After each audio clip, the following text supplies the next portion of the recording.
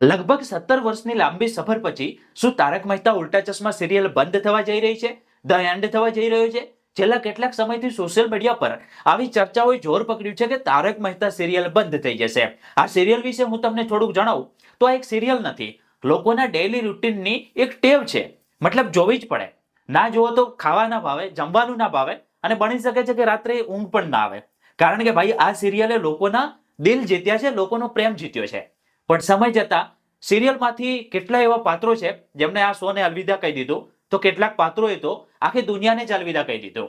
અને આપણા સૌનું મનપસંદ અને સ્પોટલાઇટ કહી શકાય એવું પાત્ર એટલે કે દયા ભાભી, દિશા વાકાણીજીએ પણ આ શોને છોડી દીધો. એટલે કે આખા શોનો જે સાર હતો એ જ બદલાઈ ગયો.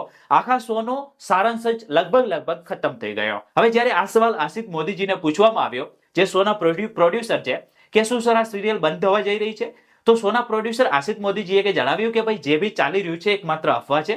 આ સિરિયલ ચાલુ છે, આવનારા સમયમાં પણ ચાલુ રહેશે. દર્શકોને નવા ને નવા એપિસોડ જોવા મળી જશે. શું તમે તારક મહેતા કા ઉલ્ટા ચશ્મા સિરિયલ જોવો છો કે નહીં, મને કમેન્ટમાં જરૂર જણાવજો. અને આવા વધારે વિડીયો જો તમારે ગુજરાતી ભાષામાં જોવા હોય તો આપણા પેજને ફોલો કરી દેજો.